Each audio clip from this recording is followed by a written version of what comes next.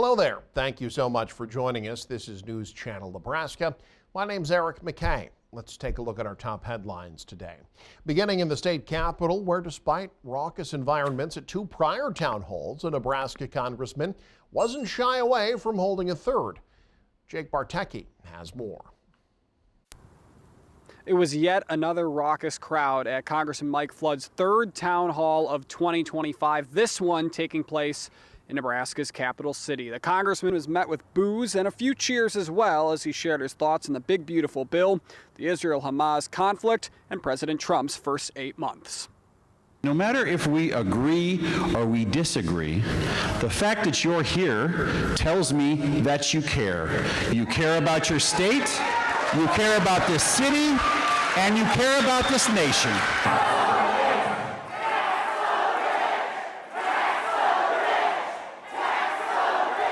For much of the evening, this is how it looked and sounded at the Kimball Recital Hall on the campus of the University of Nebraska-Lincoln.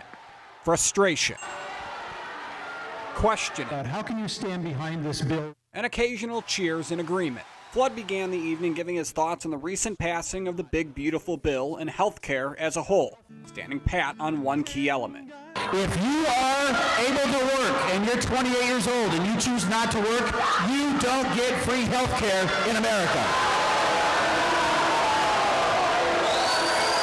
Flood also doubled down on his support of the release of the Epstein files.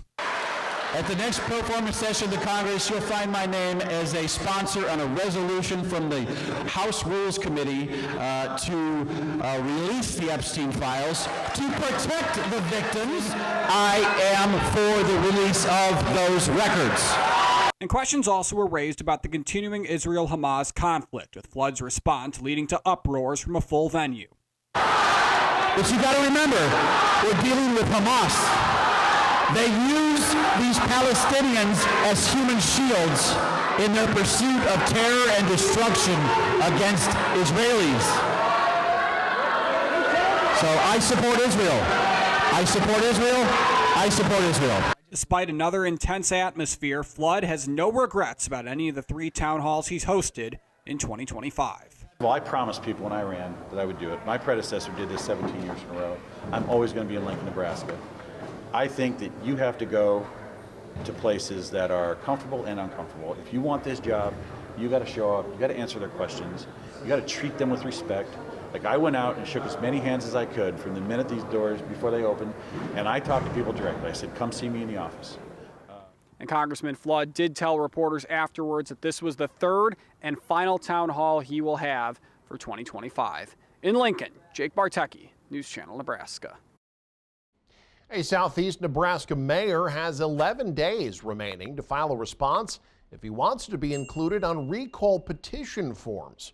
Auburn resident Amanda Powell has filed for a recall petition for Mayor Chris Erickson last month. Election officials tell News Channel Nebraska once the petition forms are prepared, Powell will have 30 days to get signatures from at least 35% of the total votes for mayor in the last election. That means she'll have to have 313 valid signatures to schedule a recall. In her petition, Powell claims abuse of office, ineffective leadership, and an improper appointment. She said the mayor prevents open dialogue with the city council. Erickson is up for re-election in November of next year. Maintain, nourish, and support your health by visiting our Good Health, Good Life shopping tab. You'll find select multivitamins, probiotics, and more, designed for you. Make the good life even better and promote your health in 2025. To the courtroom, the Carrie Jones trial entered its second week in Madison on Monday. Our reporter Hanky Hazelton has been following the case and brings us the latest. There really wasn't any new information brought forward on day 4 of Carrie Jones' trial, but they did show some very graphic images of Jason Jones, who had suffered some very severe burns on his forearms and his lower body. But in the court today, they did show the jury a variety of items from the Jones and both Michelle Ebeling and the Twyford's residence. From the Jones home, there was a black case with a handgun and a magazine in it that they may have been the murder weapon, along with several other weapons and knives with blood and burned material on them. The jury was also shown video footage from investigators showing the victims' homes having bloodstains, broken glass, burnt wood, furniture, clothing, and the aftermath of the whole situation that happened on the early morning of August 4th. But one thing I want to point out is that Jason Jones is expected to show up here in court, and that is going to be the star witness that could either help Carrie or hurt her. And so we're going to be here all week giving you updates as to what's happening next. So stay tuned. In Madison County, Hanky Hazelton, News Channel, Nebraska. Warmer temperatures and high humidity are leading factors in the spike of tick bites in the U.S. The number of people needing emergency care for tick bites has reached its highest level in 8 years. And data from the Centers for Disease Control and Prevention reveals a continuing rise in reported cases of Lyme disease. Experts say warmer temperatures are contributing to the issue. Ticks are also popping up in more areas, including some where people aren't familiar with their risks. Now, Nebraskans, certainly no strangers to tick bites. The Department of Health and Human Services reported last month 14 people have been hospitalized for bites so far this year. That's higher than the historical average. A central Nebraska animal shelter suspending cat adoptions until further notice.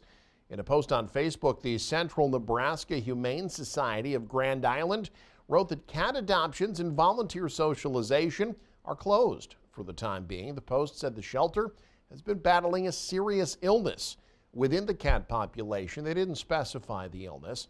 The post also referred to a large volume of cat intakes within a short period of time recently. Well, after a full school year of 2 elementary student bodies housed in the same building, the students at Windy Hills are heading back to their home.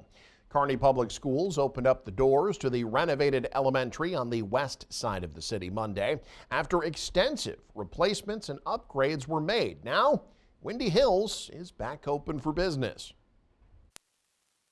I can't tell you how excited I am to open up this building. It's reimagined, it's redesigned. It's going to better support learning, spark imagination, and make sure every child feels safe, valued, and seen. I never received one complaint. I never had one person call and say, why are you spending this money on the Windy Hills renovation? As always, Kearney steps forward for education. You did again. Once they opened up the new digs, everyone in attendance was given a tour of the newly renovated facility. It was an instant hit for one staff member.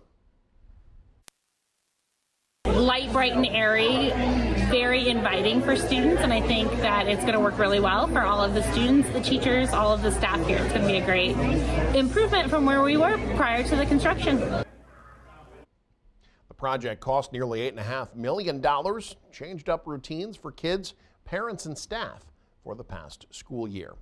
A nationwide program that offers early education service to children across the country has been facing serious threats to federal funding this year. But this week, a local organization that offers Head Start services is celebrating progress by breaking ground on a new facility.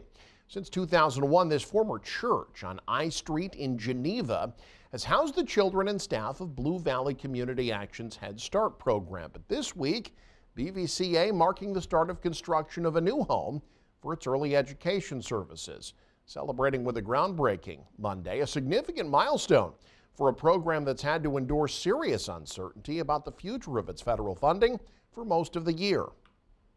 Yes, this is a huge celebration.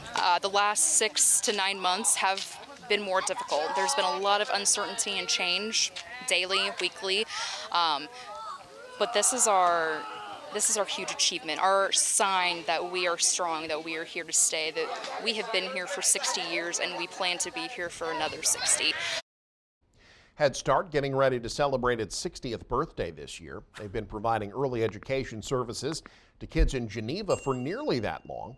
As for the new building, it'll house 20 children, 12 staff members, and have room for a third classroom and socialization spaces for kids enrolled in BVCA's home-based programs.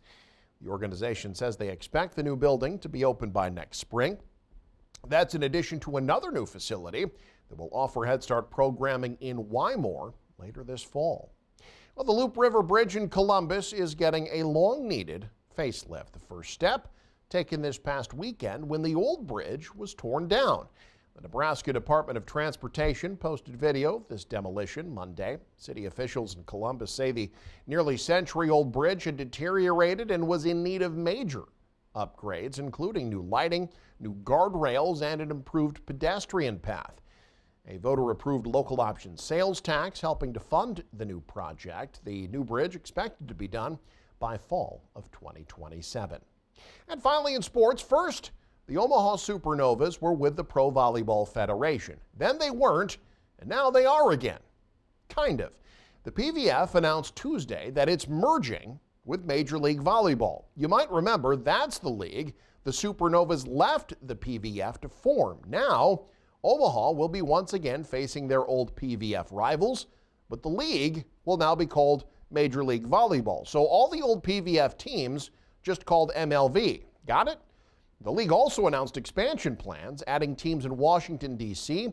and Northern California in 2027. That NoCal team will be owned and run by the owner of the NBA's Sacramento Kings. As for the 2026 season, it officially begins Thursday with the opening of the free agent window. The Supernovas' schedule is expected to be announced soon.